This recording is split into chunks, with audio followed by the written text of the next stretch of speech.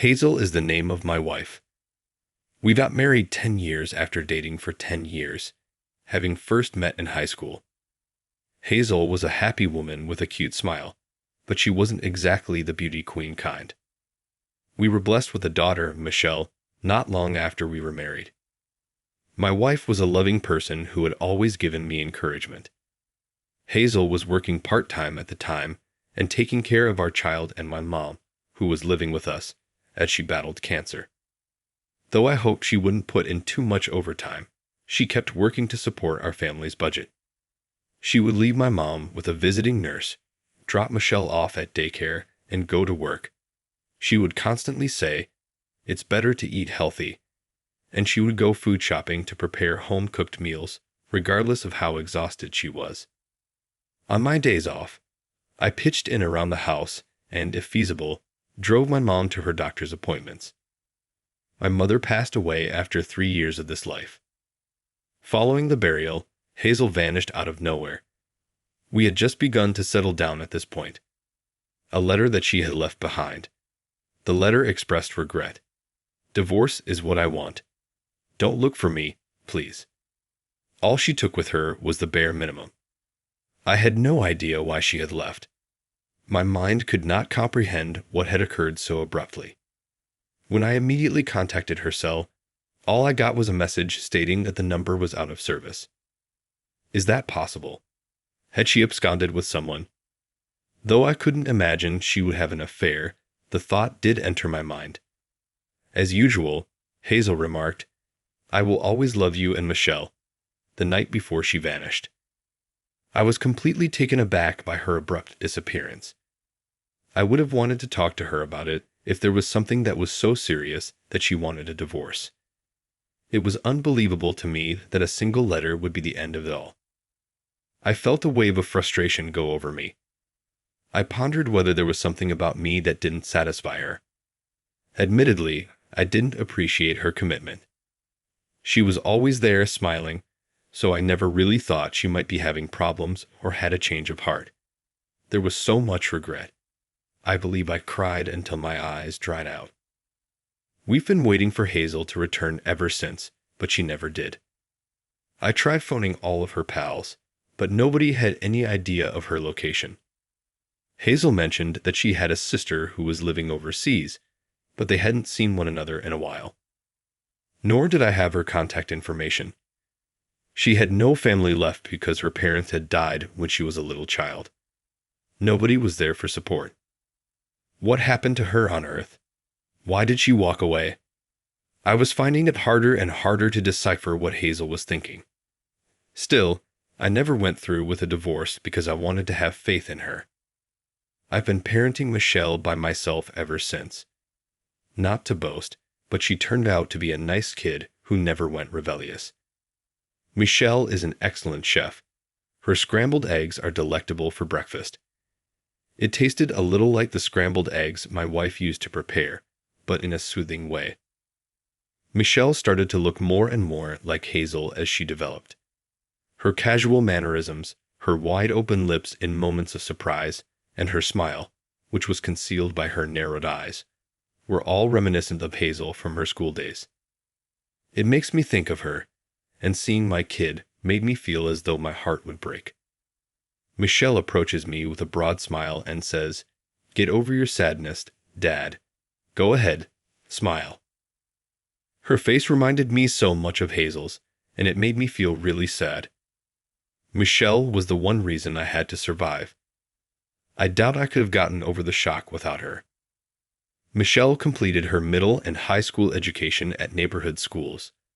Instead of attending college, she entered the workforce. She may have given up on college because she didn't want to bother me, but she is a gentle person. I never made it up the corporate ladder as a low-paid salaried worker who wasn't very competent at his job. I'm still a normal employee. Considering how hard my daughter is working, it's very pitiful. Michelle continued to live with me even after she started a career and moved out on her own. "You can live your life the way you want," I would always tell her. She would, however, chuckle and declare, "I am living the way I want to. Besides, if I went, you couldn't cook, Would you, Dad? I can't just up and move out on my own. The fact that she decided to stick by my side made me very happy. However, Michelle will eventually meet and marry a beautiful man. I get sad occasionally, even if it's still in the future. This year, my daughter turned 20, and we got a letter on her birthday. It was addressed to Michelle and me and came in a sweet flowery envelope. I noticed that Hazel's name was scribbled there when I looked at who it was from. I stood there stunned as Michelle emerged from behind me. "Mom," muttered she. When we opened the mail, we discovered a note written in Hazel's recognizable penmanship. Without a doubt, Hazel wrote it. Her writing is exquisite and feminine. We carefully reviewed the letter. "I apologize for leaving you so quickly. I bet you're mad at me for being so self-centered. Considering how much you two must have worried and endured, I am overcome with regret." Tears ran down Michelle's face and mine as we read. "There's something I want to give to you both," the letter said. "Please go visit Claire. It's with her." Hazel's twin sister is Claire. Years had passed since she moved overseas, and Hazel claimed she hadn't heard from her. But the letter had Claire's contact details. Claire answered the phone when I called, seeming both relieved and a little dejected. "I'm happy you got in touch with me," she said. In her letter, Hazel mentioned that she has something to offer us. I inquired, "Now, where is she?" Claire said simply, "Let's get together and talk." A few days later, Michelle and I visited Claire's apartment after obtaining her address. She appeared to have come back from overseas a few years prior. We greeted each other and were then shown into the living room. "I appreciate you coming all the way here today," Claire remarked. She said, glancing at Michelle, "You've come a long way. You resemble my sister exactly." My heart nearly broke at what she said. "Where is Hazel?" I asked. "We'd like to see her." "I'll take you to her," murmured Claire, casting a downward glance. "When we arrive, I'll go over everything." We arrived to a major hospital after she drove us for around an hour. I ignored it and thought, ***, what does this mean? Is Mom ill?" Our brains were racing. Claire told us that Hazel had early onset dementia, her face sad. Hazel couldn't bring herself to inform us that physicians had recommended she be admitted to the hospital and undergo rehabilitation. She didn't want to be a burden to us or for us to see her progressively lose sight of her own family, which is why she left home. The truth, she reasoned, would only make me more anxious. Hazel chose to leave us for that reason, which is why she was admitted to the hospital. The only one who knew about it was Claire. When I learned that Hazel's illness had gotten so bad that she had lost the ability to recognize even Claire, I immediately started crying. Michelle was also in tears. It appears that on Michelle's 20th birthday, Hazel begged Claire to deliver the letter before she forgot about her family. Claire produced a ring and a necklace from a tiny jewelry box she had taken out of her purse. Claire said, "She asked me to give these to you too." Hazel had always loved this necklace, and it was a gem. When we went on our first date as students, it was the first item I bought for her. What about the ring? Our wedding ring was in it. With my pay, I was unable to purchase anything luxurious, but Hazel had shed many happy tears and exclaimed, "Thank you, thank you." "And this one too," Claire said, passing us a letter. It was full of memories from a vacation we did as a family, including the time I fell over in another amusement park and made a fool of myself, and the time we went to an amusement park where Michelle got too excited and hurt herself. While she still recalled, Hazel jotted down these memories. When Michelle turned 20, she asked me to bring this letter, the necklace, and the ring. Claire clarified that Hazel had given Claire, her sister, her sentiments and wishes. Claire blurted out, "I really wanted to contact you sooner, but I couldn't break the promise I made with my sister." She was crying. "No, Claire, you have my gratitude." "Claire, thank you for protecting Hazel's sentiments," I said. "Thank you," Michelle added in appreciation. So it was that we were able to see Hazel again after 10 years. Claire opened the hospital room door and saw an elderly Hazel with gray splotches in her hair. "Hey, hi there. I take it you're from the room next door. And who could this charming lady in Gyve? Good to meet you." I had considered what I would say to my wife if we crossed paths again. It was something I had been considering for decades. However, I was unable to say anything when it was finally time to look her in the eye. In addition, I had never thought it was circumstance like this. My chest constricted and tears started to flow as soon as our eyes locked. "Oh no, why are you crying all the time? Has anything depressing occurred?" Hazel gave us a troubled expression. "No, we came to clean the hospital today, and I guess the disinfectant got in my eyes," I lied clumsily. "Ah, I see. Take care," she retorted. Michelle caressed my back as we left the room, her crimson eyes pleading, "Smile, Dad, smile." My biggest ally has always been Hazel. She was the one who loved me the most. And yet, I had seen no signs of her suffering. I felt stupid for not seeing that. Michelle said to me, "Even though Mom may have forgotten about us, the memories we shared as a family will always be treasured." For her, I believe it's the same. Though her heart remembers, her head may forget. From now on, let's provide Mom as much help as we can. Yeah, you're right. Feeling incredibly proud of my amazing daughter, I broke down in tears once more. Neither the memory Hazel has forgotten nor the time we spent apart can be recovered. However, I want to support her as much as I can and be there for her if it helps her in any way. Michelle and I went to see Hazel whenever we could starting the following day. We discussed everything and anything, including everyday matters, with her. Chatting really activates the brain, doesn't it? Hazel asked, appearing to get excited. Our old family pictures were on the shelf in her hospital room. Isn't this picture amazing? It evokes such sentimental memories. I experience the same thing when we communicate. Very reassuring, Hazel remarked, grinning at Michelle and myself. Michelle and I grinned back at Hazel, saying, "We feel the same way," and we all laughed as a family. I had been yearning for these days so long, to be with my wife and daughter. Our relationship as a priceless family will never alter, even if she forgets. I want to stand at her side indefinitely. I inherited a $5 million farmhouse from my late father. My greedy husband and mother-in-law stormed into the farmhouse and presented fake documents claiming ownership of the property. When I refused to accept the documents, they tied me to a tree with rope and burned my father's farmhouse. I was crying while they laughed and left me there alone. But after 2 hours, I gave them a horrific surprise they never expected. My name is Sarah, and this is the story of how betrayal almost broke me but ultimately made me stronger.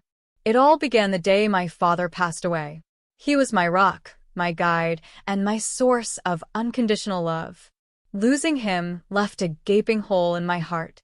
But even in death, he left me a precious gift, the farmhouse. The farmhouse wasn't just any property. It was a $5 million estate nestled in the countryside, surrounded by rolling hills and trees that whispered secrets from generations past.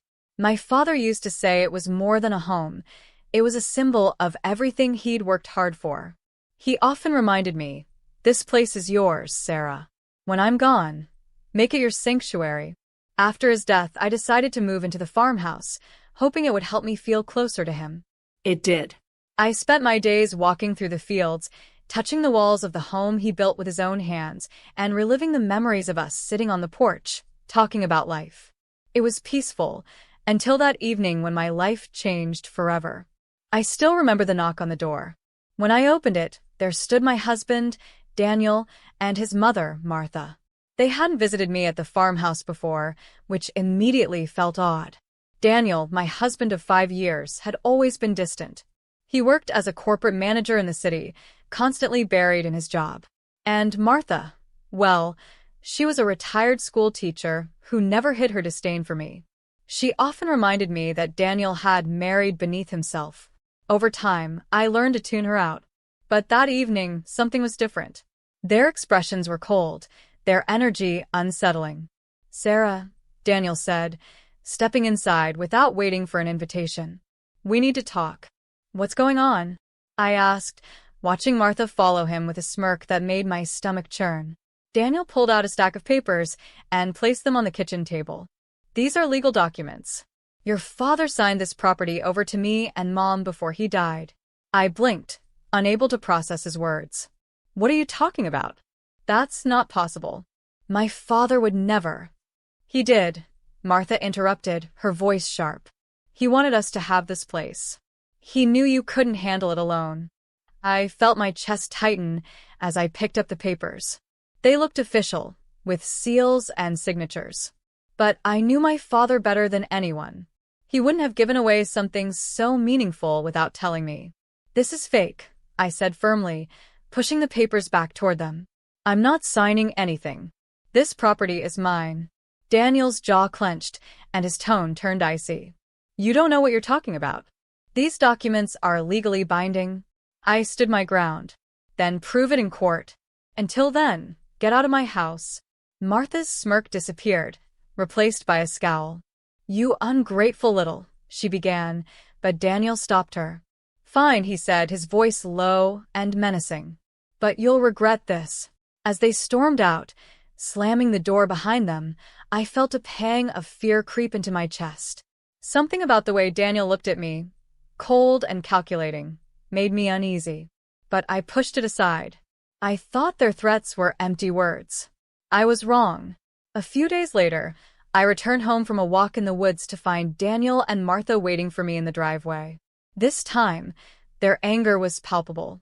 "We gave you a chance, Sarah," Daniel said, stepping closer. "Now you're forcing us to take matters into our own hands." I froze.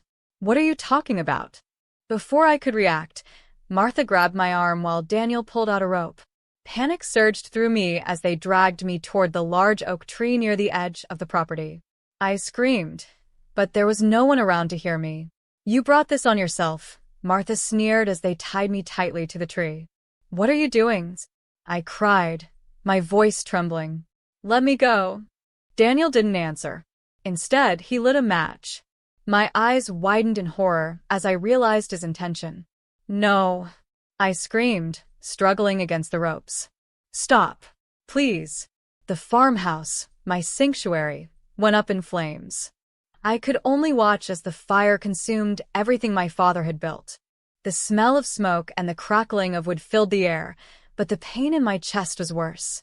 This wasn't just a home, it was the last connection I had to my father. And they were destroying it. When the fire raged high enough to light up the night sky, Daniel and Martha walked away, leaving me tied to the tree. "Enjoy the show," Martha said with a cruel laugh before disappearing into the darkness. For a moment, I thought it was the end. But then something inside me shifted. Fear turned into resolve. Betrayal burned in my veins like fuel, igniting a fire of my own. I wasn't going to let them win. The moment Daniel and Martha disappeared into the darkness, leaving me bound to that tree, I knew I had two choices: surrender to despair or fight for my life. The flames from the burning farmhouse roared in front of me, licking the night sky. The smoke was thick, making it hard to breathe. The farmhouse wasn't just a building, it was everything my father had worked for. Watching it collapse was like losing him all over again. But I couldn't let it end like this, not tied to a tree, defeated. My hands were bound tightly, the rope biting into my wrists. I twisted and pulled, ignoring the pain, determined to free myself. The firelight flickered across the property, casting eerie shadows. I focused on a jagged piece of bark sticking out of the tree. Gritting my teeth, I rubbed the rope against it, over and over, until my arms felt like lead. Just when I thought I couldn't go on, the rope began to fray. With one final pull, it snapped, and I was free. My hands were raw and bleeding, but I didn't care. I stumbled forward, coughing and gasping for air. The fire was relentless, but I couldn't stop staring at it. My father's legacy was gone, reduced to ash by the people who were supposed to be my family. But as I stood there, something shifted inside me. I wasn't just heartbroken anymore. I was angry.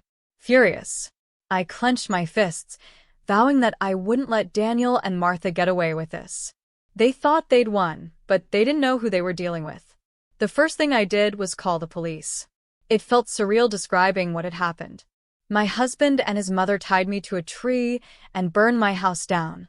I told the officer on the phone. The disbelief in his voice was palpable, but I didn't care. Send someone, I insisted. I can prove everything. While I waited for the authorities, I began surveying the damage.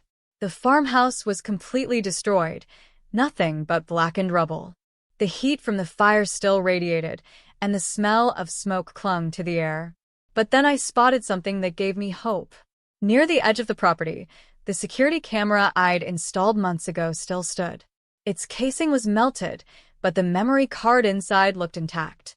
When the police arrived, I handed over the memory card. This might have footage of them, I explained. The officers took it, promising to investigate. But I could tell they weren't convinced. Their skepticism was like a slap in the face, but I refused to let it deter me. After they left, I sat in my car trying to figure out my next move. My father had always told me, when life knocks you down, get back up stronger. His words echoed in my mind, giving me the strength I needed to keep going. If the police weren't going to take this seriously, I would build a case on my own. The first step was to prove that the documents Daniel and Martha used were fake. I went to a lawyer my father had trusted, Mr. Callahan. He was an older man with kind eyes and a no-nonsense attitude. "Sarah," he said after I explained everything, "this is serious. If those documents are fraudulent, we can prove it. But it'll take time." "I don't care how long it takes," I replied. "I need justice for my father." Mr. Callahan nodded. "Then let's get to work." Over the next few days, we dug into the documents Daniel had presented. It didn't take long to find glaring inconsistencies. The signatures didn't match my father's, and the dates were suspiciously close to his death. It was clear to me that Daniel and Martha had orchestrated this scheme, hoping I wouldn't fight back. But I wasn't stopping there. I started talking to neighbors and local workers who might have seen or heard something that night. To my relief, a few people remembered seeing Daniel and Martha's car parked near the property. One neighbor even mentioned hearing loud voices and a woman scream. Their testimonies added more weight to my case. Meanwhile, I retrieved the security footage from the memory card. Watching it made my stomach churn. There they were, Daniel and Martha, dragging me to the tree and setting the farmhouse on fire. Seeing their faces twisted with malice was like reliving the nightmare all over again. But instead of breaking me, it fueled my determination. Every step of the way, I felt my resolve hardening. Daniel and Martha had underestimated me. They thought I was weak, someone they could intimidate and silence. But they didn't realize that their betrayal had awakened a part of me I didn't know existed, a part that refused to back down. I began piecing everything together, the fake documents, the security footage, the witness testimonies. It was like assembling a puzzle, and with each new piece, I felt more confident. This wasn't just about me anymore. It was about honoring my father's memory and making sure his legacy wasn't tarnished by greed and deceit. But even as I prepared for the battle ahead, a small voice in the back of my mind whispered doubts. What if the court didn't believe me? What if Daniel and Martha found a way to manipulate the system? I pushed those thoughts aside. "You're stronger than this," I told myself. "You've already survived the worst. Now it's time to fight back." The day after I compiled all my evidence, I received an unexpected call from Daniel. His voice was calm, almost friendly, but I could hear the venom beneath it. "Sarah," he said, "let's put this behind us. If you drop everything, we'll leave you alone. No harm done." I gripped the phone tightly, my anger bubbling to the surface. "You set my house on fire, Daniel. You tried to destroy everything my father left me. Do you really think I'd let you walk away?" He chuckled. "Suit yourself. Just remember, you started this." I hung up, my hands shaking. His threat was clear, but it didn't scare me. If anything, it solidified my resolve. I wasn't going to stop until Daniel and Martha paid for what they'd done. After Daniel's threatening phone call, I knew there was no turning back. The fear that once lingered in the pit of my stomach had transformed into determination. This was about more than the farmhouse. It was about standing up to the betrayal that had been thrust upon me and reclaiming the dignity my father had instilled in me. The next few weeks were a whirlwind of preparation. I worked closely with Mr. Callahan, my lawyer, who became my unwavering ally in the fight. Together, we refined the evidence I had gathered, ensuring every piece was as solid as a brick wall. The fake documents were the centerpiece of the case, and Mr. Callahan had them analyzed by a forensic document examiner. The results confirmed what I already knew. The signatures were forged, and the dates were manipulated. This alone could convict them of fraud, Mr. Callahan told me one afternoon as we sat in his cluttered office. But with everything else you've gathered, Sarah, they don't stand a chance. I nodded, clutching my cup of coffee tightly. They need to pay for what they did, not just for me, but for my father. He gave me a reassuring look. We'll make sure of that. The security footage was another crucial piece of evidence. Watching it was excruciating, but I knew it was necessary. It captured everything. The way Daniel and Martha tied me to the tree, the fire they started, and the cold, calculated expressions on their faces. Seeing it reminded me of the terror I felt that night, but it also reignited my anger. I handed the footage over to the police, who began their investigation in earnest. As the case gained traction, I started to feel a glimmer of hope. Witnesses from the neighborhood came forward to corroborate my story, strengthening the narrative that Daniel and Martha had orchestrated this vile act. One neighbor, Mrs. Thompson, recalled seeing smoke and the silhouette of two people leaving the property. Another neighbor remembered hearing voices arguing earlier in the evening. Their testimonies were the threads that tied the whole story together. But even as I built my case, I faced moments of doubt. Daniel and Martha were cunning, and I couldn't shake the fear that they might find a way to manipulate the system. My nights were restless, haunted by visions of the fire and the betrayal that had turned my life upside down. Every morning, I woke up with a renewed sense of purpose, reminding myself that this wasn't just for me, it was for my father's memory. The court date finally arrived.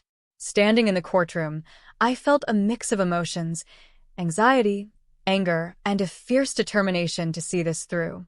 Daniel and Martha sat on the other side of the room, their faces impassive. Daniel looked calm, almost smug, while Martha occasionally whispered to him. Their confidence only fueled my resolve. The prosecutor began laying out the evidence piece by piece. The forged documents were presented first, and the forensic expert testified to their authenticity, or lack thereof. His detailed explanation left no room for doubt. The signatures weren't my father's, and the dates were fabricated to give the illusion of legitimacy. Next came the security footage. As the video played on the screen, the courtroom fell silent. I couldn't bring myself to watch the screen, but I could feel the weight of the evidence pressing down on everyone in the room. When the video ended, the prosecutor turned to the jury. "Ladies and gentlemen, this is irrefutable proof of the defendant's actions that night. Their intentions were clear, their methods cruel." Witnesses followed, one after another, each recounting what they saw or heard that night. Their testimonies painted a vivid picture of the events leading up to the arson and left little room for Daniel and Martha to argue their innocence. As the trial progressed, I began to feel a shift in the air. The smugness on Daniel's face started to fade, replaced by a flicker of unease. Martha's whispers grew more frantic, her composure cracking under the weight of the evidence. But the turning point came during cross-examination. The prosecutor questioned Daniel about his presence at the farmhouse that night. His responses were evasive, his usual charm failing him. When pressed further, he stumbled over his words, contradicting his earlier statements. "Mr. Daniel," the prosecutor said sharply, "isn't it true that you and your mother went to the farmhouse with the intent to claim it as your own, despite knowing the property rightfully belonged to Sarah?" Daniel hesitated, his confidence wavering. I don't recall." The prosecutor pounced. "You don't recall tying your wife to a tree? You don't recall setting fire to the house? Or do you not recall because you've been caught?" Martha, sitting beside him, muttered something under her breath, but the damage was done. The jury's eyes were fixed on Daniel, their expressions unyielding. When it was finally my turn to testify, I took a deep breath and stepped up to the stand. My hands trembled slightly, but I spoke with as much clarity as I could muster. I told the court about my father, the farmhouse, and the betrayal that had shattered my life. They didn't just burn down a building, I said, my voice firm despite the lump in my throat. They destroyed the memories, the legacy my father worked so hard to create. But I refused to let their greed and cruelty define my story. This isn't just about property, it's about justice. As I finished, the room was silent. The jury looked at me with a mixture of empathy and respect, and I felt a small flicker of hope. This wasn't over yet, but for the first time, I believed I might win. As I stepped down from the witness stand, I felt an odd sense of calm. For the first time in weeks, I allowed myself to believe that justice might actually be within reach. I had done everything I could to present the truth, and now it was up to the jury to decide. The courtroom was tense as the closing arguments began. The prosecutor stood with confidence, addressing the jury directly. "Ladies and gentlemen, this case is about greed and cruelty," he said. "It's about two individuals who betrayed someone they should have protected. Daniel and Martha didn't just forge documents and commit arson. They tried to destroy Sarah's spirit. But Sarah fought back, and the evidence proves that she is telling the truth. These defendants must be held accountable for their actions." The defense attorney's closing argument, on the other hand, was weak and desperate. He tried to discredit the security footage, calling it circumstantial, and claimed the witnesses were unreliable. But the jury's expressions told me they weren't buying it. The evidence was too damning, and the lies too obvious. After the closing arguments, the judge dismissed the jury to deliberate. Those hours felt like an eternity. I sat in the courtroom, my hands clasped tightly, as Daniel and Martha whispered to each other. Martha's smugness was gone, replaced by a nervous energy. Daniel kept glancing at me, but I refused to meet his gaze. Finally, the jury returned. The room fell silent as the foreperson stood to deliver the verdict. On the charge of fraud, the foreperson began, "We find the defendants, Daniel Roberts and Martha Roberts, guilty." My heart raced as the foreperson continued. "On the charge of arson, we find the defendants guilty. And on the charge of attempted harm, we find the defendants guilty." The words washed over me like a wave, leaving me breathless. Guilty. They were guilty on every count. I felt tears well up in my eyes, but I held them back. This wasn't the time for tears. This was the moment I had fought so hard for. The judge sentenced Daniel and Martha to lengthy prison terms, ensuring they wouldn't be able to hurt anyone else for a very long time. As they were led out of the courtroom in handcuffs, Daniel looked back at me. His face was a mixture of anger and defeat. I didn't look away. I wanted him to see that I wasn't afraid of him anymore. Once they were gone, the weight on my chest began to lift. For the first time since that terrible night, I could breathe freely. The farmhouse might have been reduced to ashes, but my father's legacy wasn't gone. It lived on in my determination, in my fight for justice, and in the strength I had found within myself. In the weeks that followed, I started to rebuild, not just the farmhouse, but my life. With the insurance settlement and my inheritance intact, I began planning the restoration of the property. It wasn't just about rebuilding walls and roofs. It was about honoring my father and everything he stood for. The local community rallied around me, offering their support and encouragement. Neighbors who had testified during the trial became friends, and I realized that I wasn't alone. The farmhouse might have been isolated, but I wasn't. One day, as I stood on the property watching the workers lay the foundation for the new house, I felt a sense of peace I hadn't felt in months. My father's words echoed in my mind, "When life knocks you down, get back up stronger." I had done just that. Looking back, I realized that Daniel and Martha's betrayal didn't destroy me. It transformed me. I found a strength I didn't know I had, and I learned that justice isn't just about punishment. It's about reclaiming what's yours and standing tall in the face of adversity.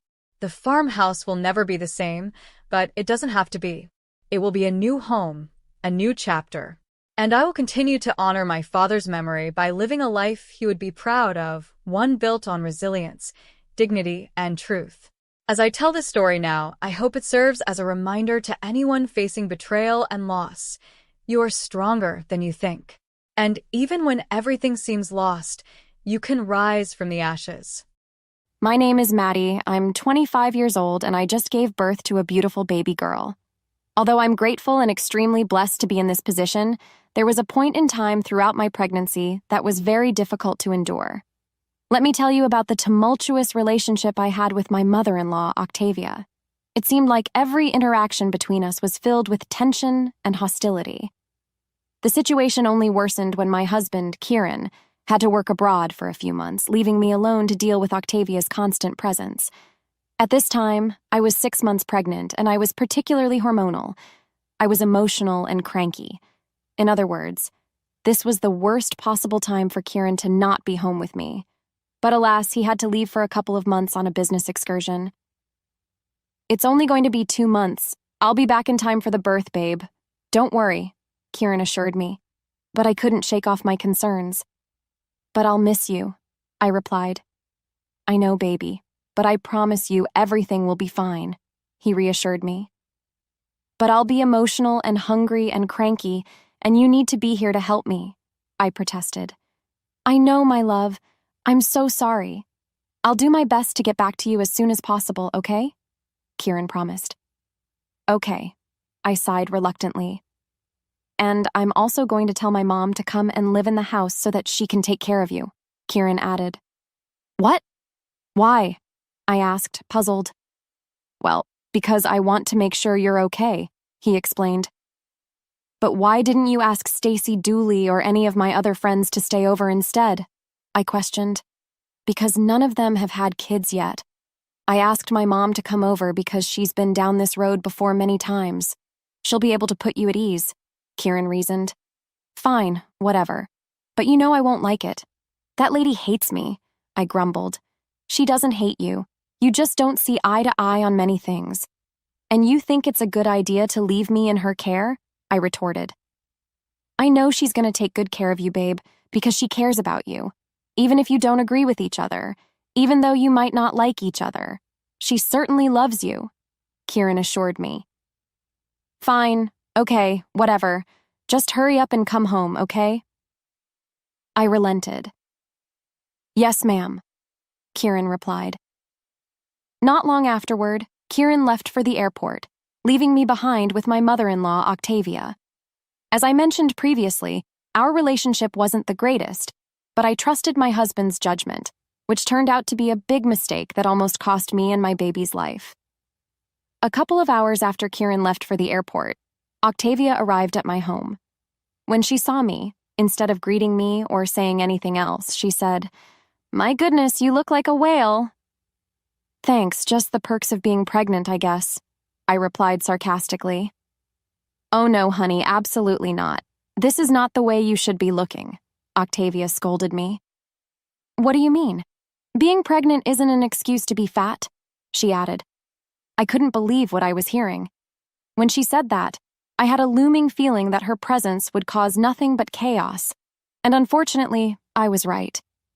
Being 6 months pregnant, I was naturally gaining weight as my body adjusted to nurturing a growing life inside me.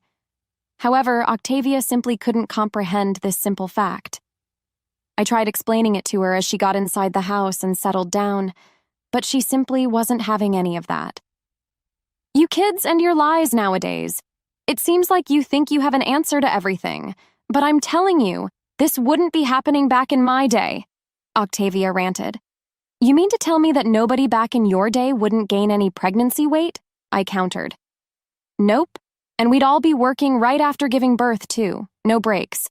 That isn't something to flaunt, Octavia. It sounds quite sad. I wish that you rested and got time to be with your babies in a proper way," I replied. "Nonsense. You don't need to do those things." Octavia dismissed my concerns. "Yes, you do.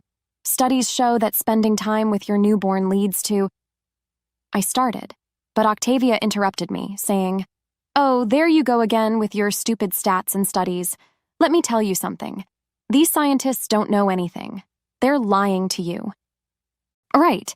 Anyways, I'm feeling a bit tired, so I'm gonna lie down, Octavia announced suddenly. Darling, that's your problem right there.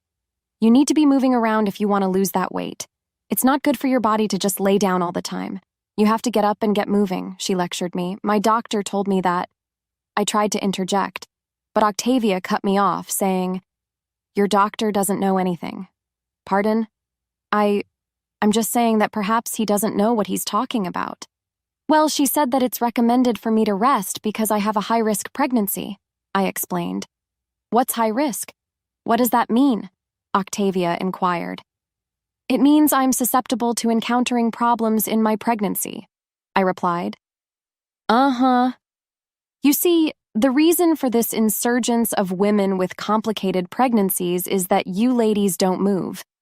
You keep getting fatter and fatter, which causes complications, Octavia asserted. At this point, I began to drown her out with my thoughts. This was what I would do when she was going on one of her particularly long rants. It seemed like the more you argued with her, the more she wanted to fight back, and I didn't have the energy to deal with that, especially when I was a swollen, aching, emotional mess. Octavia had a small frame herself and hadn't gained much weight during her own pregnancy with Kieran, as well as the other pregnancies she had. But every woman is different, and our bodies respond uniquely to the miraculous process that is creating new life. But unfortunately, it appeared as though Octavia didn't get the memo. I knew that the next 2 months of her living with me were going to be hell, so I geared myself for the combat. Because I didn't want to cause any problems, I just needed her to help me out whenever possible. We didn't have to have such discussions if I could help her. A couple of weeks had gone by, and things were decent in the house. I did my best to engage with her as little as possible, dismissing her attempts to preach to me about the latest health fad or trend that was circulating her conspiracy theory circles. I just wanted to have a smooth 2 months to not stress the baby. But boy, oh boy, did she make it extremely difficult. As much as I would try and avoid her, she was adamant in ensuring that her random rambles were heard by me. And sometimes I had no choice but to listen. On the days when I was practically bedridden, or when I was too emotional to get up and about, she would come to my room, sit down on the bed where I was laying, and drone on and on and on about literally anything. I think she just enjoyed the sound of her own voice. It was one of those days where Octavia, having nothing better to do, would come and disturb me when I was trying to sleep. I was already feeling sick and cranky, and honestly, I just wanted to lay in bed like a little gremlin. I think we all deserve to have those days from time to time, pregnant or not. Well, Grandmother Octavia certainly wouldn't agree with me. On this particular day, I couldn't bear to stand her hour-long rants. I just needed to be alone. Octavia, please, I'm not feeling well today. I just need to rest, I pleaded. Resting all day won't do you any good, Maddie. You're being so unhealthy lying in bed like this. You need to get up and be active. I did some yoga exercises this morning, Octavia. It's a gentle form of exercise that's recommended during pregnancy. I need to listen to my body and take it easy. Yoga? That's not enough. I don't trust those things. You need to do more. Sweat it out and burn those calories.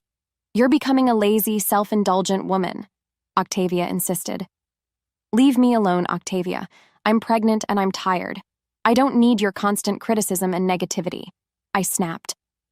When I said this, Octavia's face twisted into pure anger. She looked as if I had killed her entire family. Oh, listen to the fat, lazy woman whining. You're just using your pregnancy as an excuse to eat and be lazy. If you keep this up, your baby will be fat, greedy, and lazy just like you, Octavia spat out. I was so shocked. I couldn't believe that she said that to me. Imagine telling a woman in my state something so horrible as this. I began to stop wondering why she was always so cruel and menacing.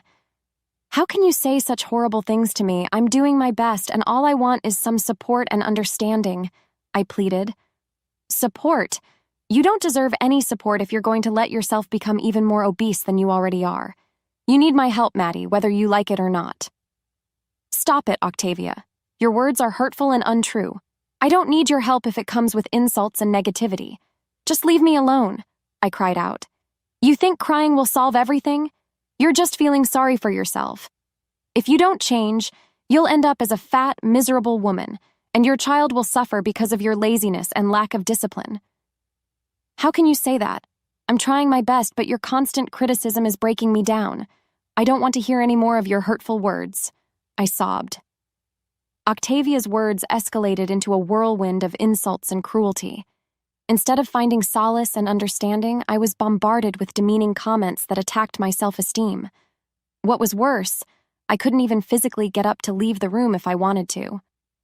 Octavia's relentless rambling about my weight and supposed laziness only fueled the fire of hatred and resentment that I had towards her. But on this particular day, I was left feeling even more defeated and vulnerable. I was worried for my baby.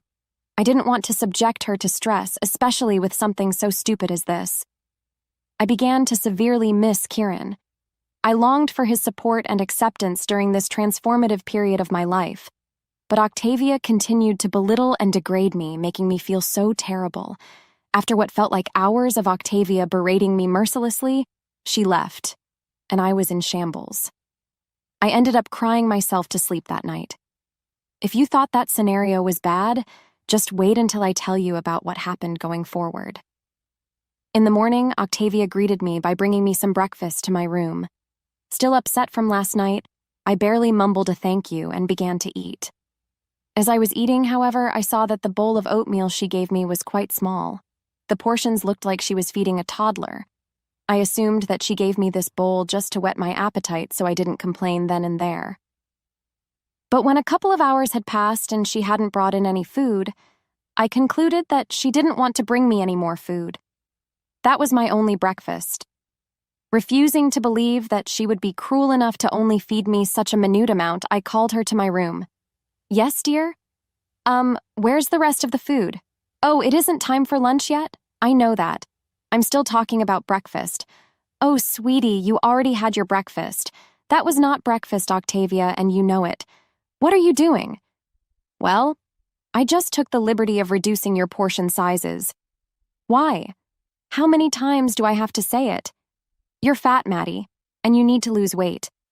First of all, you are in my house, so I'll see to it that you lower your tone when you speak to me. Secondly, nobody told you to reduce my portion sizes. I'm starving. Please, can you get me some more food? No, absolutely not. Excuse me.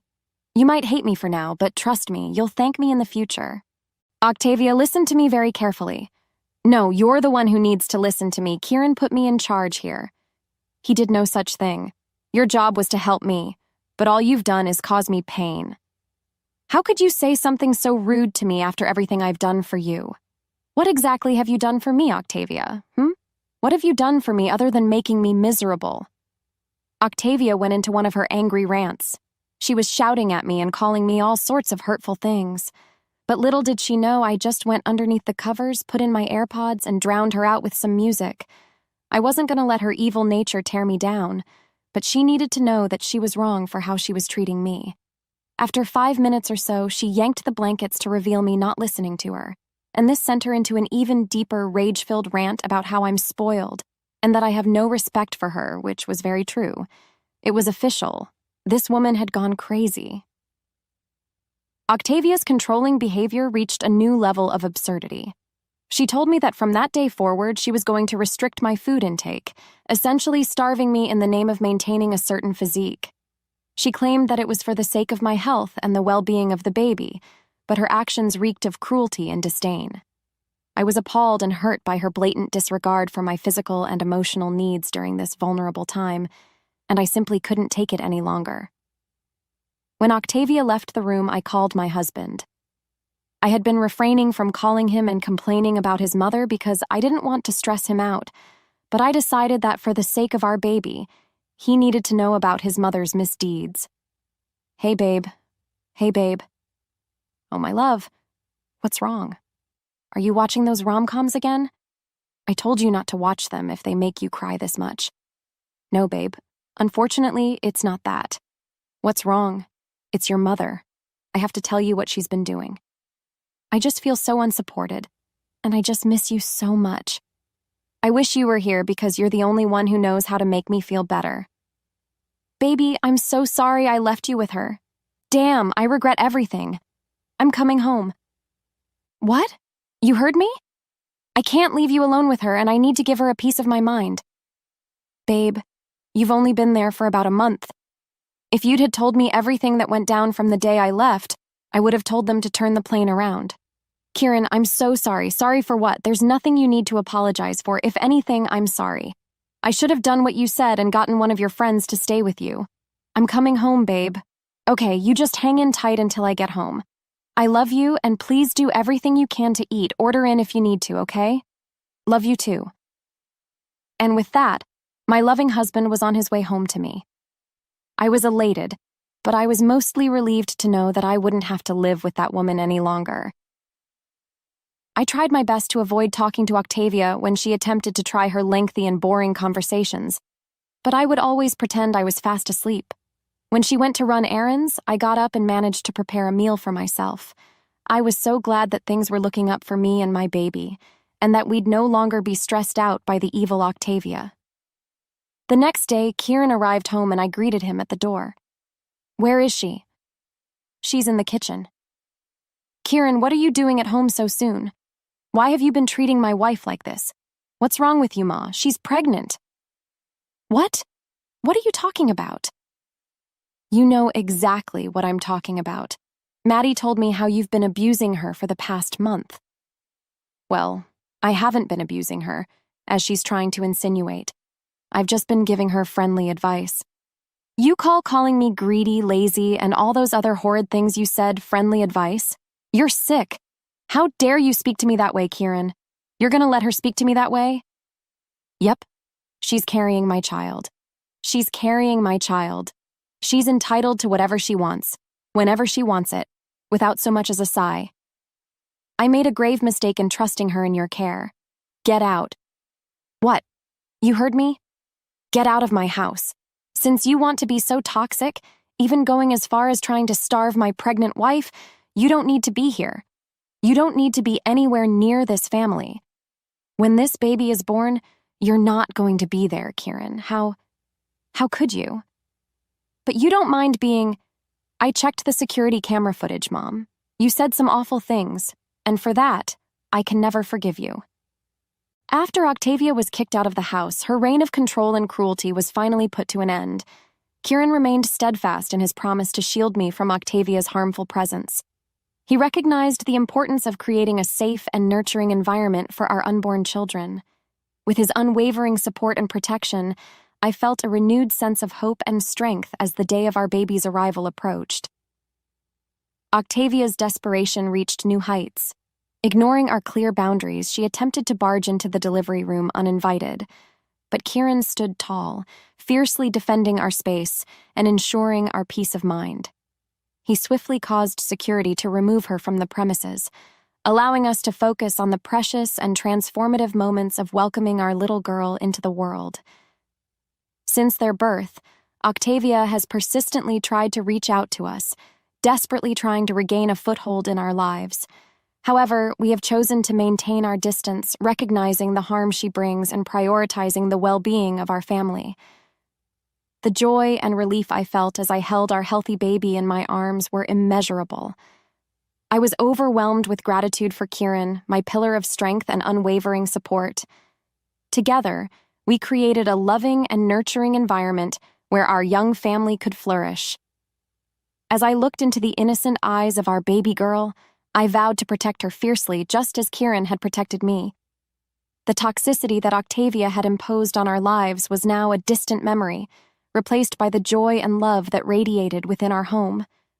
With each passing day, we embraced the beauty of parenthood, cherishing the precious moments and celebrating the milestones of our little one's life.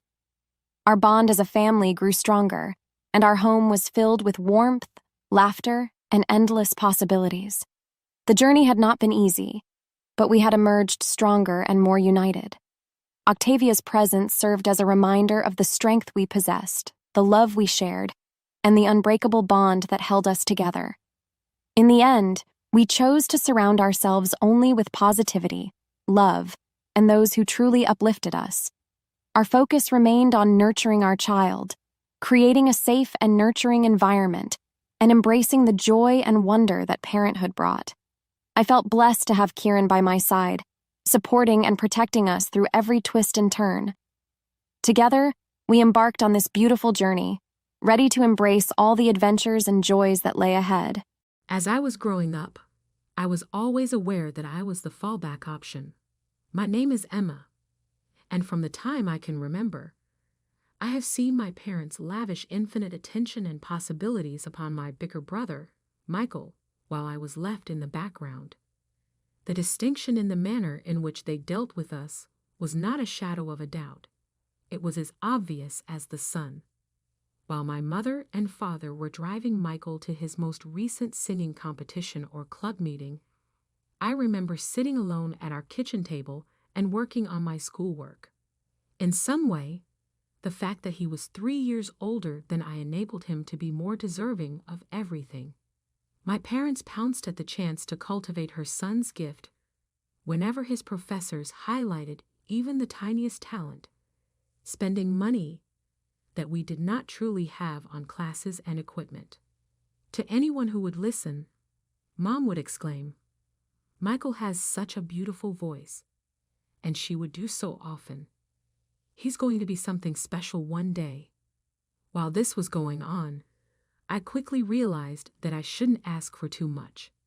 The only response my mother gave me was an apologetic grin when I expressed interest in taking art classes. "Maybe during the following semester, honey. There is currently a significant amount of money being spent on Michael's voice lessons." As Michael entered his final year of high school, the inequality became even more obvious to him. By the time my parents made their big surprise, I was 15 years old, and I was sitting calmly at dinner. According to Dad, who expressed his pride, "We have been saving up, and we are going to send Michael to Preston College, one of the most prestigious educational institutions in the state. Is this institution?" A gleam appeared in Michael's eyes. "Am I right?" "Wow, it is incredible. And that's not all." Mom continued while adding, "You are welcome to stay in our apartment close to the campus, and there is no rent required, of course. We want you to give your full attention to your academics." I attempted to conceal my dissatisfaction by rearranging my peas on my plate, but I was aware that no one was looking at me as I did so. During the time that Michael was discussing his goals for the future, everyone's attention was fixed on his gleaming face. While I was laying in bed that night, I did the calculations. There was no way that they would have any money left over for my college fund if they were spending this much money on Michael's studies and providing him with a free apartment there. I was overcome with emotion as I came to this revelation. Nevertheless, rather of crying, I began making plans. The following day, I went to the antique business that belonged to my grandparents. While I was explaining my condition to my grandfather, he listened diligently. "Well, Emma," he replied, observing me intently, "I could just give you the money for college," she said. He took a little pause, rubbing his chin in a reflective manner. "However, I believe that it would be preferable if you earned it with your own efforts. In what capacity would you be interested in working here after school?" Consequently, this is how it all began. The beginning of my employment at the antique store coincided with Michael's preparations for his illustrious college experience. Helping to classify merchandise, assisting customers, and learning about the business from my grandfather were all things that I did every day after school. My grandma would bring me snacks and tell me stories about the vintage items that we sold. She would also tell me about the stories. My parents' reaction to my initiative was telling. When I told them about my job and my plans to save for college, they seemed relieved, almost grateful that I'd solved my own problem. 3 years of working at my grandparents' antique store flew by, Every afternoon spent dusting old furniture and organizing vintage jewelry had paid off. I'd saved enough money for college. When I graduated high school, there wasn't much fanfare, just a quiet dinner at home. But I didn't mind. I was proud of what I'd accomplished on my own. I enrolled in the local state college, choosing a practical business program that wouldn't drain my savings. The tuition was reasonable, and I even had some money left over. Living at home and taking the bus to campus wasn't glamorous, but it made financial sense. Mom, Dad, I'd broached the subject one evening. I've been thinking about getting a used car. It would make getting to classes easier. Dad barely looked up from his phone. Sorry, Emma. We just don't have the money for that right now. Mom chimed in. The bus system is perfectly fine. Lots of students use it. I watched as my graduation dinner turned into a celebration of Michael's success in Connecticut. My grandparents exchanged knowing looks, and Grandpa squeezed my shoulders supportively. My hard work in college paid off sooner than I expected. Within 2 weeks of graduation, I landed a position at Anderson & Mitchell, one of the most prestigious firms in the city. The starting salary was better than I dared hope for, and I was thrilled to finally be starting my career. That excitement lasted exactly 3 days until my parents found out about my salary. Emma, Mom said during one of her unexpected visits to the apartment, now that you're making good money, you should start paying the full rent amount. I stared at her, wondering if I'd heard correctly, but we agreed on half. That was when you were a student, she replied matter-of-factly. You can afford it now.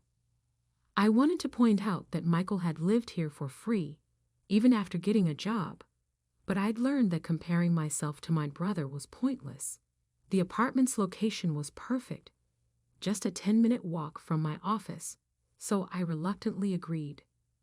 Life fell into a routine. I threw myself into my work, determined to prove my worth at the company. Every month, like clockwork, Mom would call. Emma, dear, just reminding you about the rent. It's due on Friday. We're counting on that money. 3 years passed this way. I earned a significant promotion and raise, but I kept that information to myself. I'd learned my lesson. Any hint of financial success would just lead to more demands from my parents. Through their occasional updates, I heard that Michael and Sarah had a baby boy. I'd seen pictures on social media, but hadn't visited. Our communication had dwindled to perfunctory birthday messages and holiday greetings. I was fine with that. Then came the phone call that changed everything. Emma. Mom's voice was tight with tension. We need to talk about your brother. There's been some trouble. The business, well, it's gone bankrupt. He had a terrible fight with Sarah's parents. They're furious about how he managed things. They're not speaking anymore. I closed my eyes, already knowing where this was heading. He's coming back home, she continued, with Sarah and the baby. Oh, I said carefully. I assume he'll be staying with you and Dad. Actually, Mom paused. That apartment you're in is quite large. He'll be staying there. The phone nearly slipped from my hand. What, Mom? This is my home. I've been living here for years. Don't be dramatic, Emma. Your brother needs help. He doesn't have any money right now, so he'll stay there for free. You can keep paying the rent. That's absurd, I protested.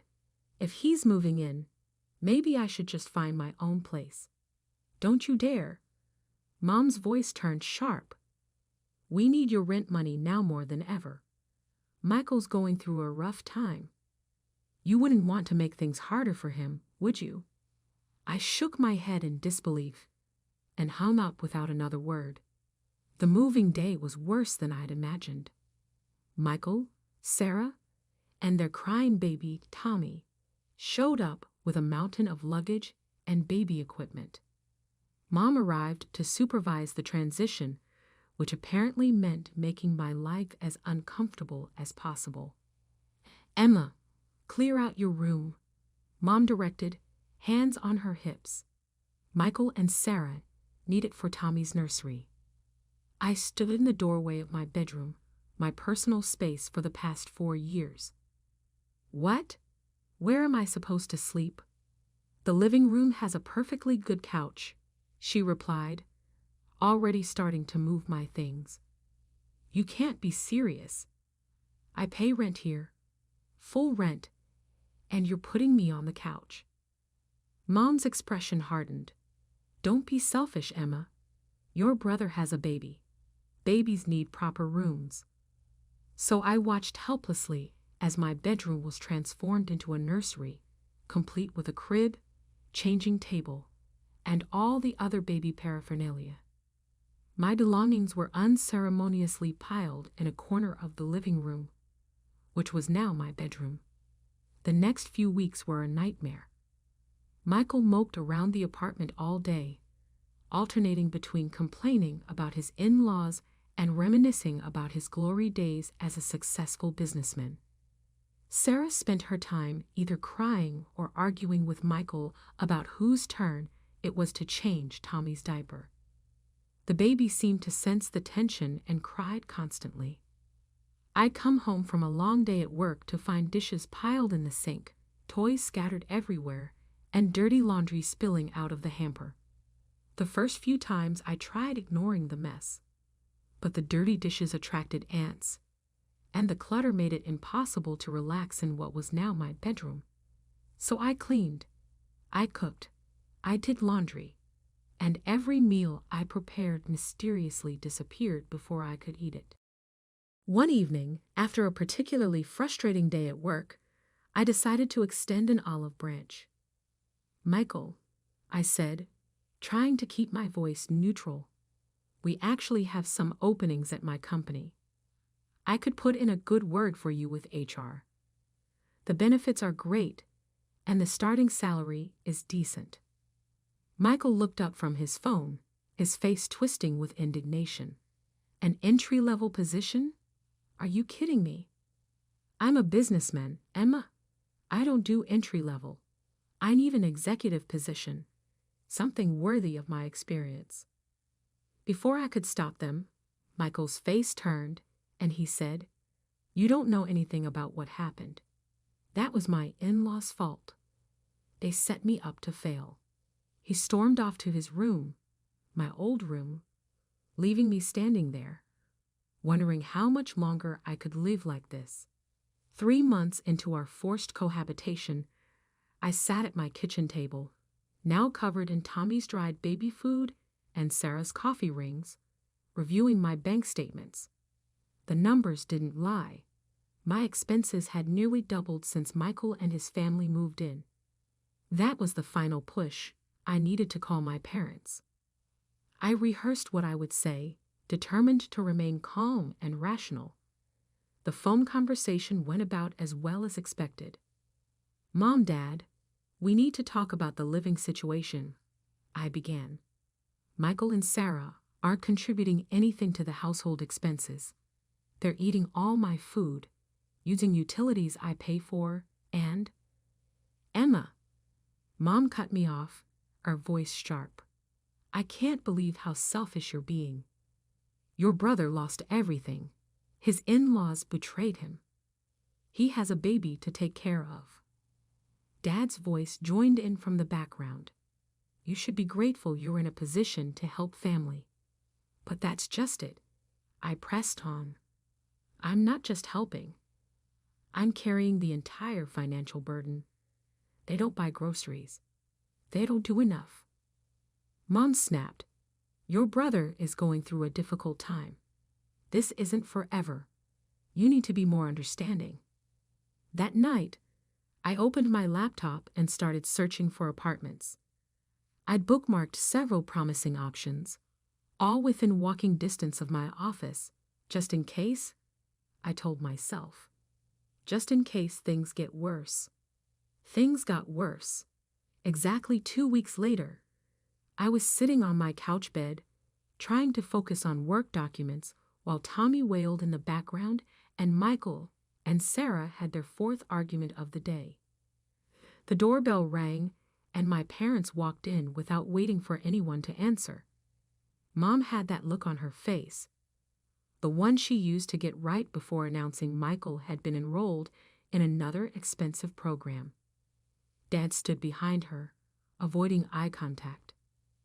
"Emma, we need to discuss the rent," Mom announced. I looked up from my laptop. I paid this month's rent on time, as always. "Yes, but starting next month, we're doubling it." The room fell silent. Even Tommy stopped crying. I stared at my mother, certain I had misheard. "Double? But I'm already paying the full market rate," I protested. Mom gestured around the apartment. "Well, now there are more people living here, more wear and tear on the property, more utilities being used. It's only fair that the rent reflects that." Fair? I couldn't help but laugh. How is it fair that I should pay double rent for being forced to sleep on a couch in my own living room? If anyone should pay more, it should be Michael. He's the one who isn't paying anything. Michael jumped up from his chair. "This is ridiculous. I lost everything, and now you want me to pay rent?" "Of course not, sweetie," Mom soothed, before turning back to me with a harder expression. "Emma, you have a good job. You can afford this. Your brother needs time to get back on his feet." I looked at each of their faces. Mom's stern expectation, Dad's awkward avoidance, Michael's entitled indignation, Sarah's smug satisfaction. 3 months of built-up frustration threatened to explode, but I swallowed it down. Instead, I simply nodded. "Fine," I said quietly. "Double rent, starting next month." Mom's face broke into a satisfied smile. She and Dad left shortly after, clearly pleased with how smoothly their announcement had gone. They had no idea they'd just given me the push I needed to finally make my decision. Later that evening, while trying to read a book on my uncomfortable couch bed, I overheard Michael and Sarah talking in the kitchen.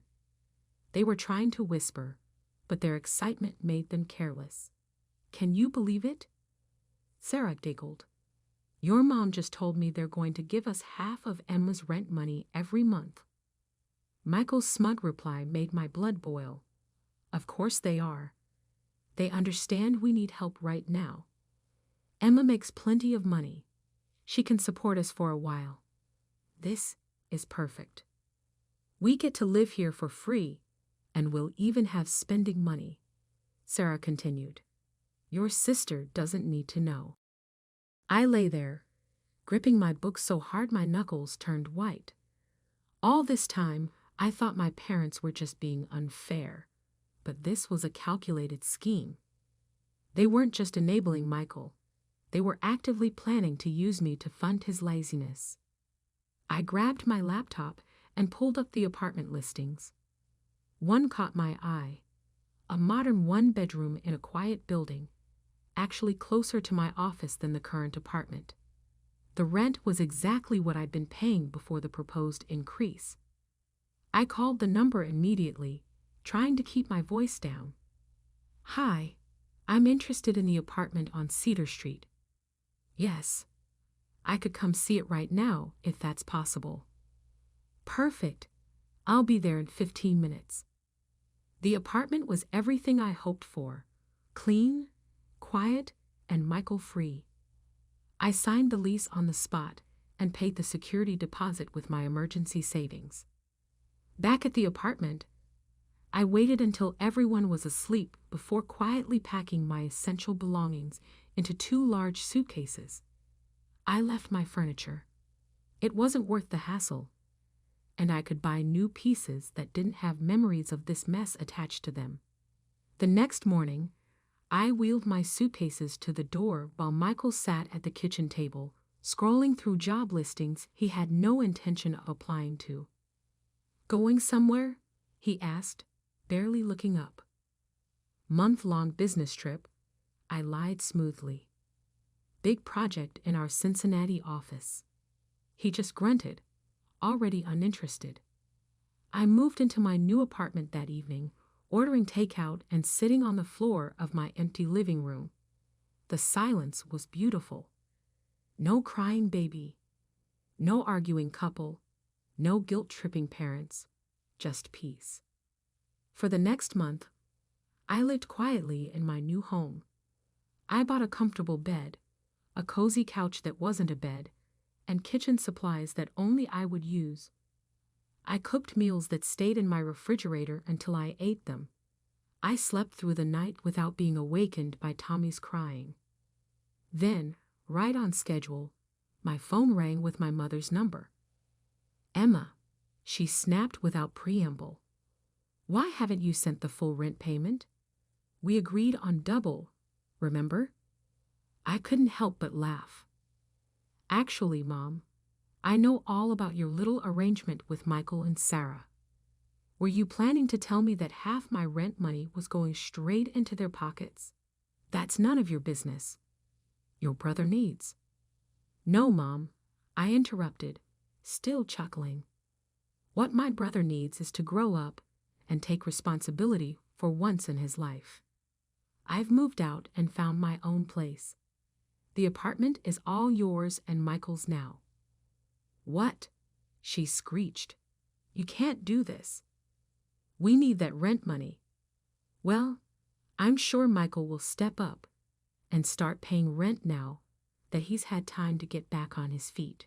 I can't wait to see how that works out for you. There was a moment of silence on the phone after my declaration. I could almost hear the gears turning in my mother's head as reality finally sank in. Their reliable source of income was gone, and all they had left was their unemployed son who had never paid a bill in his life. Emma, sweetie.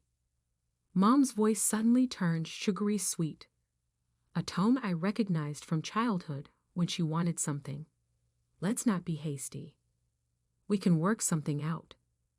What if we go back to the original rent amount? That was fair, wasn't it? I settled deeper into my new couch, the one I'd picked out myself, in my own apartment where no one could kick me out of my bedroom. No, Mom, that's not going to happen. But Emma, we're family. You can't just. Family. I was the one who interrupted. What do you call it, if that's that? When are you planning to do something behind my back in order to give Michael my money? How come you force me to leave my own bedroom although I am responsible for paying all of the bills? Considering that you have spent my entire life treating me like an ATM while treating Michael like a member of the royal family. That's not right at all. All along, we have. Goodbye, Mom. Immediately after hanging off the phone, I blocked their phones. That was almost half a year ago. Despite the fact that I never inquire about it, my grandparents keep me informed about the event. All they know is that I need to hear it, and they want me to know that I made the correct decision. They claim that Michael, Sarah, and Tommy are still residing in the flat where they were previously residing. There is not a single month's rent that they have paid. In addition to paying for all of the baby's utilities, the parents are also providing them with spending money because the infant requires various items. Still, my brother has not been able to secure employment. It would appear that there are simply not enough executive jobs available for business people who have been unsuccessful and have a history of filing for bankruptcy. I have found calm in my new existence. I started attending evening school for my Master of Business Administration degree. I got another promotion at work, and I gave myself a car. Cleanliness is a constant in my apartment. My food is stored in the refrigerator until I am ready to consume it. Each and every night, I sleep in my very own bed. When I was in the grocery store a few days ago, I happened to run across Sarah's cousin. I was informed by her that they are having another child. I simply smiled and wished them well, knowing that my parents are probably already figuring out how to pay for another nursery just across town. I just smiled and wished them well. That, however, is no longer a concern of mine. Today, for the very first time in my life, I am putting myself first, and I am very satisfied with how things are going. I, Sarah, was blessed with the best husband and cursed with the worst mother-in-law. My mother-in-law, Kim, is one of the most cruel people I have ever met. She was so bad that even my husband, Rhett, and the rest of his family hated her. When I started to date Rhett, I always asked him why he hated Kim so much. He often avoided answering those questions. When he finally decided to speak about her, he said, "My mom is not a nice person, Sarah. I know you try to find good in everyone, but my mother is pretty much a bad person." "Why do you say that, Rhett? Did something happen?" "A lot of things happened, Sarah. She's a greedy and selfish person. Her overspending was a reason my dad divorced her. In fact, she even took out credit cards in my and my sister's names when we were young. My dad had to pay all those debts to clear our credit. Oh my God, Kim didn't even pay them back, but she lives in such a nice house and spends so much. That house was supposed to be my dad's. Mom threatened to cut us off from Dad if he didn't give her the house. The money she has is actually from child support payments from Dad. She rarely used them for us. Honestly, the way Kim had downright abused Rhett and his sister Rosie was horrible. I can't even write those things down without crying. It changed my views on Kim entirely. After meeting George, Rhett's dad, it was clear that Kim was the problem all along. That woman had robbed George of his money. Honestly, I was pretty sad about what had happened. Since Rhett had no real relationship with Kim, I didn't see or deal with her much before we got married. However, after we did get married, I got a first-hand experience of what she was like. Kim was constantly contacting Rhett for money. She manipulated and emotionally blackmailed him into sending her money. As a result, Rhett could barely afford to save money at all. Things got even worse when we decided to get a house. None of us had the means to buy a house outright, but we managed to live frugally and save enough money for the down payment. It was our dream home, and we fell in love with the place. However, this just made Kim even more greedy. She even had the audacity to show up at our house and say, "Hey, Sarah, nice house you got here. Did you manage to charm your way into my son's pocket? God, this house is big. We are both paying for this house, Kim. Besides, it's none of your business who this house belongs to." "Well, it is my business. If it's my son's, it's mine as well. Speaking of my son, I need him to send me money. Things are tight at home." "What? Are you serious? We sent you $2,000 this month. What did you do with them?" "What I do with the money is none of your business. Just tell him to Venmo me the money. Also, make sure he's not stingy this time." This was her behavior the entire time I knew her. She was super entitled and thought everything belonged to her. Hell, she even took money from Rosie and George every month. She did have a part-time job, but it didn't do much for her. I doubt it was even enough for a month of Starbucks that she drank all the time. Her luxurious lifestyle was costing others money. However, it didn't affect me because Rhett handled everything. Little did I know that soon she would become a nightmare for me. You see, about 2 years after we got married, Rhett passed away from a rare medical condition. It was sudden, and we didn't have time to save him. I was devastated and wanted to end myself. He was the love of my life, and I couldn't imagine continuing without him. Rosie and George were my rock during this time. They managed to help me stay sane while they grieved Rhett. Honestly speaking, it drew us closer. Only Kim was the one who didn't grieve at all. All she did was shed a few tears at the funeral. She never reached out to me or even helped plan the funeral. Kim was busy making plans of her own. As soon as the funeral was over, she said, "So now that the funeral is done and dusted, let's talk about the will." "What do you mean?" "Have some shame, Kim. You lost your son, and all you care about is the will." "Tell me what to do. I need to know what I'm getting from his assets." "You're getting nothing. How can you expect anything when you haven't been anything but a horrible mother to him?" "That can't be possible. I'll sue you if you don't give me my share."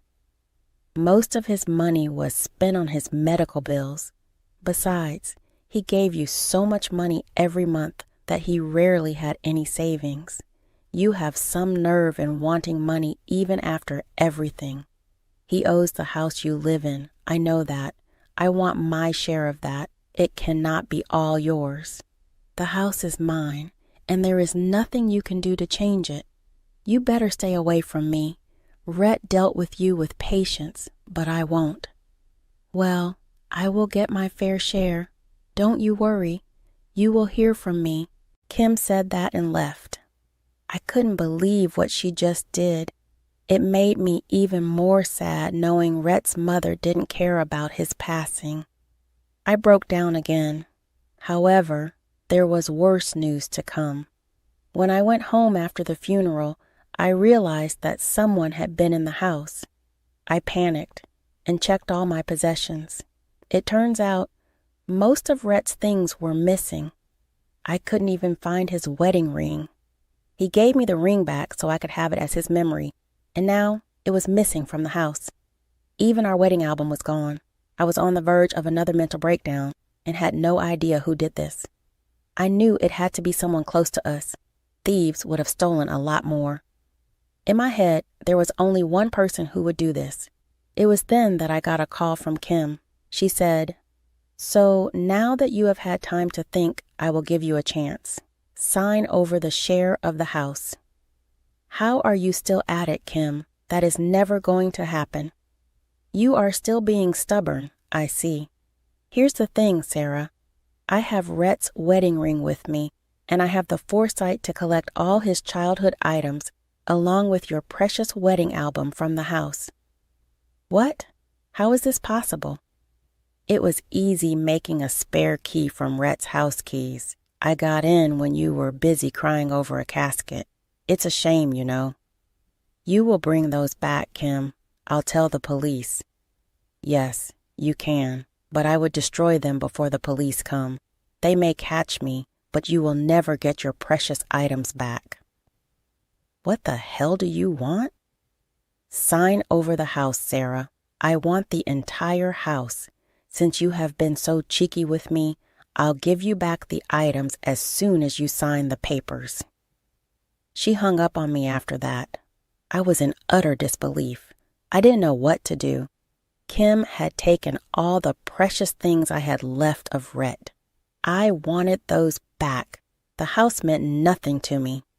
However, the more I thought about her behavior, the more I got mad. I knew I couldn't let her win. This woman not only destroyed Rhett's life, but also tried to blackmail me into getting the house. I wouldn't let her go easily. I immediately called George and Rosie to the house. I told them everything Kim had said and done. They were shocked and appalled by her behavior. George said, "I am ashamed I married someone like this. My son isn't even in the ground, and she has started her schemes again. How can she be so cruel?" Rosie added, "This is horrible. I'll go to her house and confront her. I won't let you sign away the house.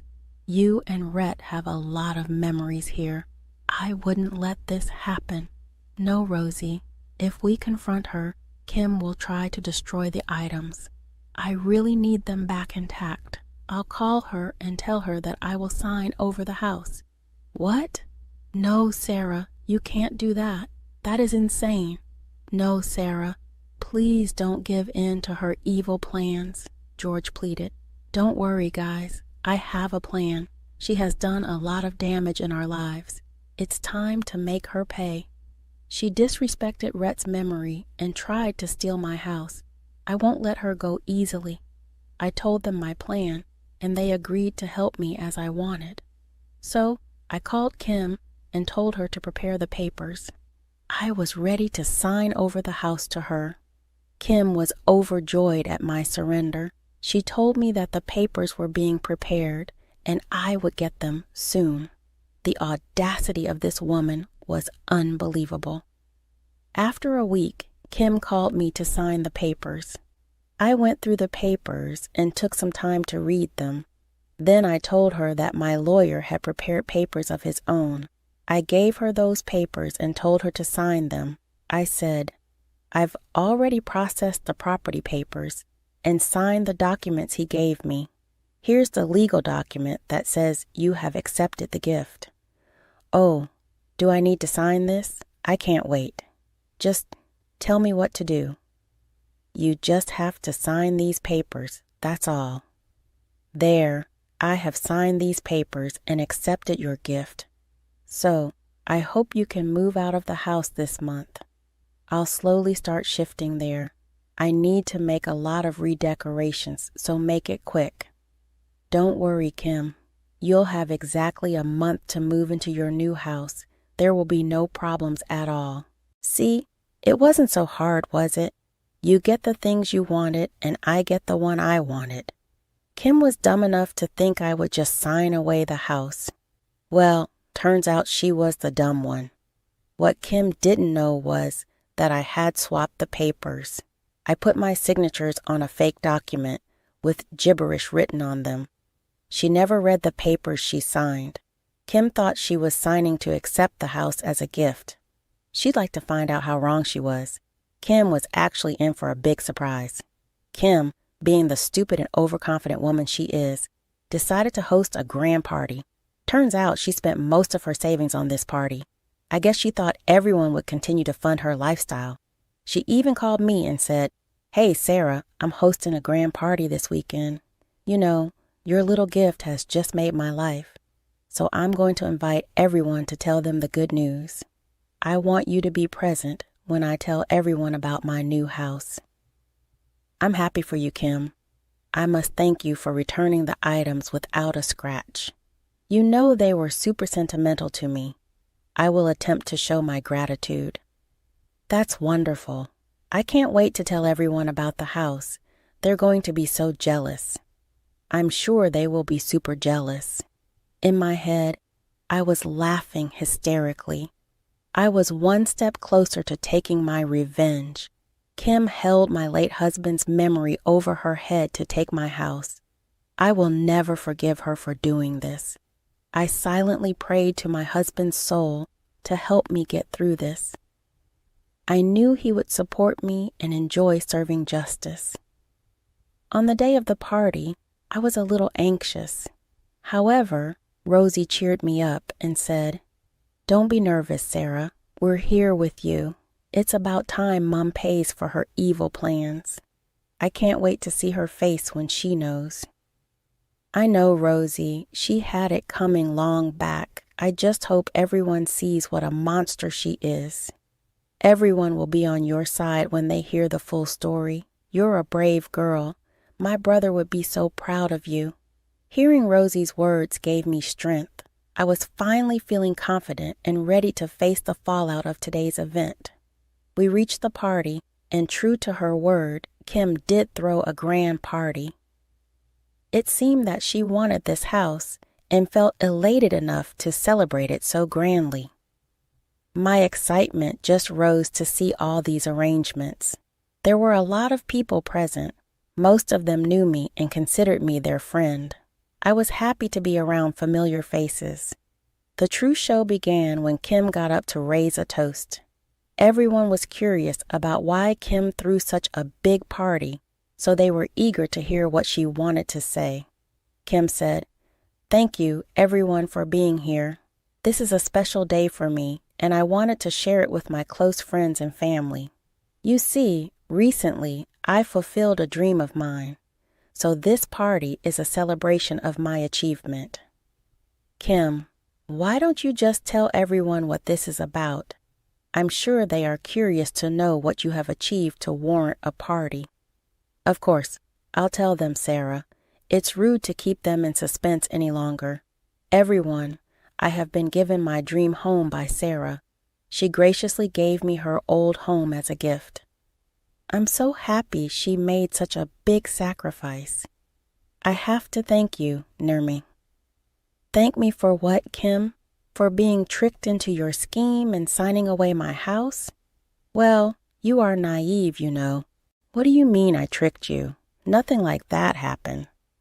Everyone, I'm here to reveal something. Kim kept a few valuable possessions of my late husband and forced me to sign away the house. She blackmailed me by saying that she would destroy those items and make me suffer. Kim planned everything from the moment my late husband passed away. Everyone was shocked. They kept whispering among themselves. I turned to look at Kim, who had a rather nervous expression on her face. She said, No, Nirmi is just joking here. Nothing like that happened. She couldn't take care of such a big house, and the mortgage was too much for her, so she decided to sign it over to me. That is not true at all. Rosie and George know the truth. They will speak on my behalf. Naomi is right, Kim. You tried to blackmail Nirmi into signing away the house. We tried to stop you, but you didn't listen to any of us. Yes, that's right. You need to stop lying to everyone. All of you are traitors. I only did it for my good. I deserve the house. My son paid for it as well. That house should have belonged to me. Nirmi was dumb enough to discard the house for a few keepsakes. Are you that dumb, Kim? Did you think I would sign over my house to you? Everyone went silent. Even Kim looked very taken aback and was dumbstruck by what I said. George and Rosie were giggling in the background. Kim said, What do you mean, Nirmi? You should have read the papers you signed, Kim. You should have even brought a lawyer before putting your signature on something. I swapped the papers you signed. Here, take a look at what it says. Wait, this says I have signed over my house to you. How is this possible? I had a lawyer prepare the papers. No, this is fake. Don't you recognize your signature, Kim? Looks like someone got trapped in their own evil plans.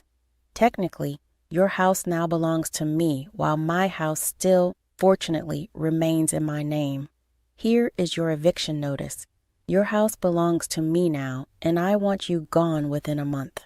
And don't even think about coming to us for money. We're done with you as well. You won't get a penny out of us. You should be ashamed of yourself. If you have any remorse, you won't darken my door again. No, this is not possible. You can't do this. Oh my God. Before she could complete the sentence, Kim simply fainted. I was super tempted to laugh at the scene. No one rushed to hold her. Everyone was throwing disgusted looks at her. Some even got up and left after giving me words of encouragement. No one defended Kim because they knew exactly what kind of woman she was. It was George who called 911 and asked for an ambulance.